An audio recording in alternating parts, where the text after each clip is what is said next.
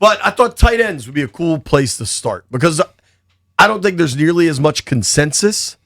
Now, before we present our cases, we're going to open the phone lines, 800-636-1067, 800-636-1067.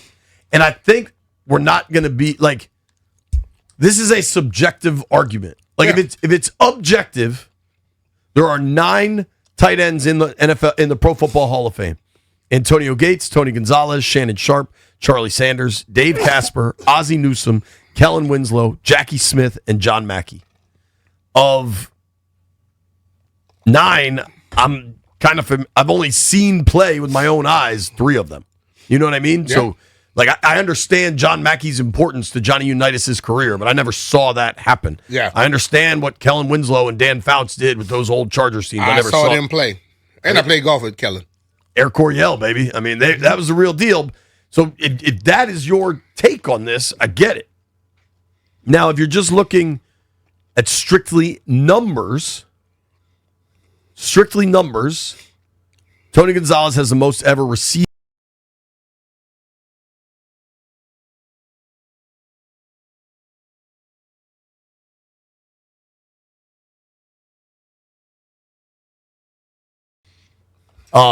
Antonio Gates has the most ever touchdowns 116 by a tight end, 116.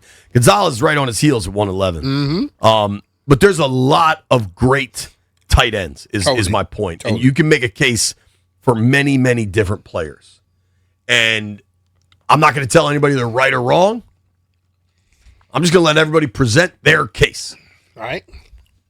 Who should start? Go with the young people because they're not going to go nowhere. They can't go past Shannon Sharp. That may be too old for them. We'll let Jeffrey start. Jeff, your GOAT tight end. Christopher Cooley. It's like, no, I'm playing with you. I'm Antonio Gates. That's who I'm taking. When I was younger and I used to watch him play, I used to just be amazed that he was big and could catch the ball. I got amazed by a lot of big people that could do things while they were big. So I'm going with Antonio Gates. He's the one who solidified for, like, big people coming out of basketball into football to play tight end. I liked his style. He was going up there to get that ball, even if he had to box you out. I don't know in today's NFL would they call an OPI for that, but I loved it. Didn't Gonzalez play basketball at Cal too? Yeah. Mm-hmm. But Gates was it Akron? Like, he came out of a small college where he only played hoops. Yeah. And they're like, let's give this dude a shot. White Brian, who's your GOAT tight end? Mark Bavaro? Dave Casper. Huh? Explain, sir. He was putting up 1,000 yards in the 70s and 80s. He'd be putting up Justin Jefferson numbers now. The best I've watched is Jimmy Graham. Jimmy Graham could play, dude. Jimmy Graham was really good. Jimmy Graham didn't block at all, though. A lot of injuries impacted. Left hand up, I don't have much information on Dave Casper. Casper was a good one, but he played in the era where his team threw the ball, other teams didn't throw the ball. Dave Casper is a Hall of Famer, 2-time Super Bowl champ. I guess he won his Super Bowls with the Raiders, and he was with Houston. White Brian, unless I'm seeing something incorrectly, Dave Casper never had a 1,000-yard season. He had like 900-yard seasons. I rounded up. Did you say 1,000? He sized it. He sized it big time. His best season came in 1978, where he had 62 catches for 852 yards. I kind of like the fact that White Brian went with somebody that wasn't in his era. I do too. I applaud that. But he lied about the 1,000-yard season. I applaud the sense of history. He got the blessings because he didn't just do like most young people do. They only go with what they see. Right. He went and got somebody from hell back before me. And decided to add some extra stuff to it to try to push it up there. Now, Dave Casper might have the GOAT tight end nickname. Dave Casper, nickname was Ghost. That's pretty good. Now, as I looked up Dave Casper and White Brian picked him, I just assumed he went to Auburn, and that's why he was doing it. Notre Dame, Fighting Irish. Okay. All right, so we so far have 1 vote Antonio Gates, 1 vote Dave Casper. Slick Vic Ferreira. Vicky. How about let's go with, I'm going to go someone outside my era too, Rob Gronkowski. Let's go with that. That's outside your era? Yeah. How old are you, Vic? I'm trying to act like I'm 17, 18 years old. In other words, Yeah. you're lying. Just Yeah, like, I'm lying. You're 40, lying like aren't you, Brian. Vic? Yeah, pretty much. That's Yeah. not outside your damn era. I'm going with the Gronkster. All right. This is hard for me because I I think think Gronk had a lot of success because of the team having a lot of success too. I don't know if you could just.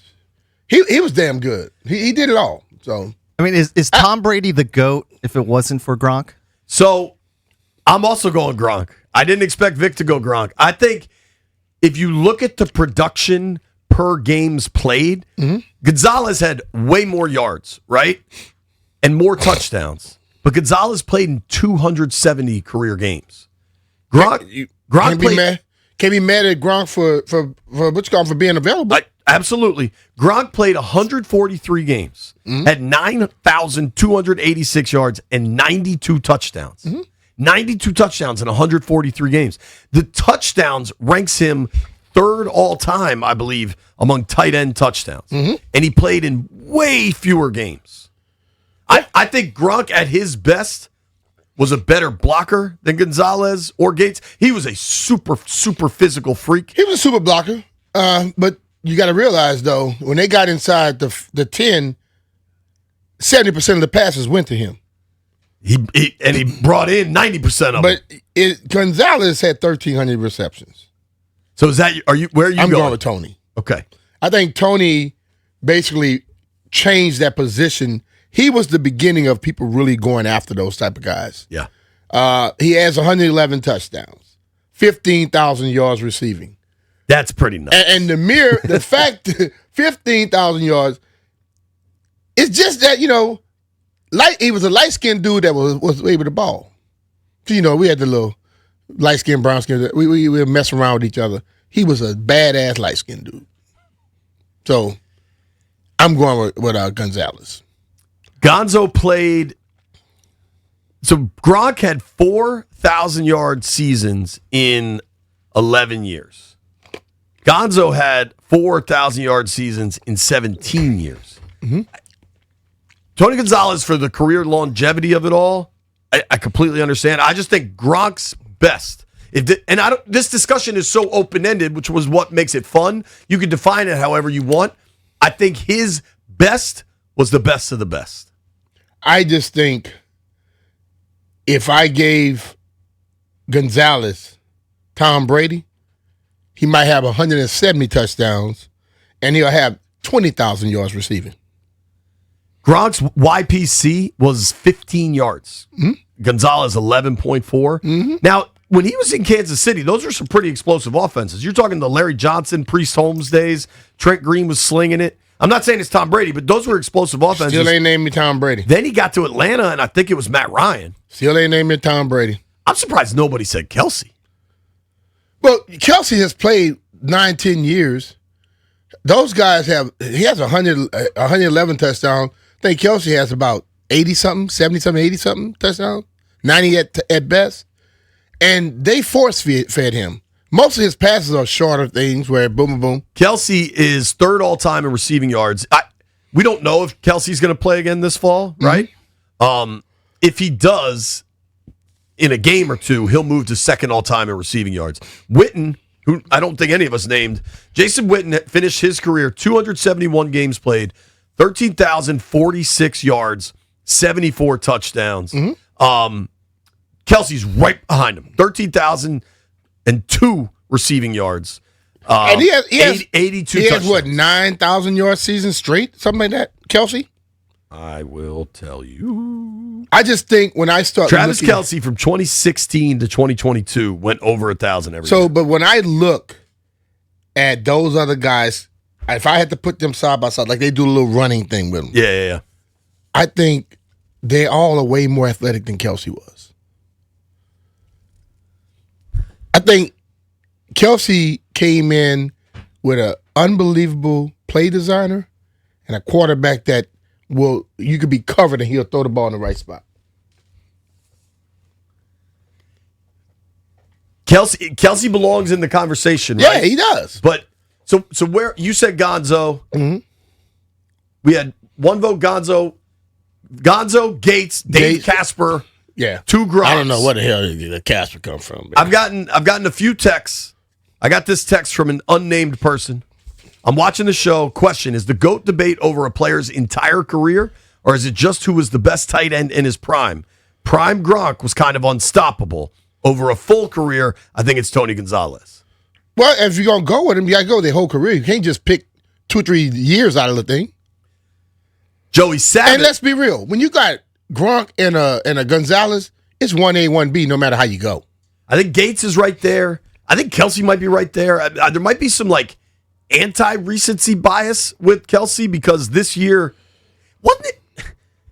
Listen, interceptions bounce off receivers' hands all the time, but wasn't it kind of bizarre the amount of Mahomes picks that bounced off Kelsey's hands this year? Yeah. It was like a very weird, like, why does this keep happening? It even happened in the other years, too. It just wasn't as many of them.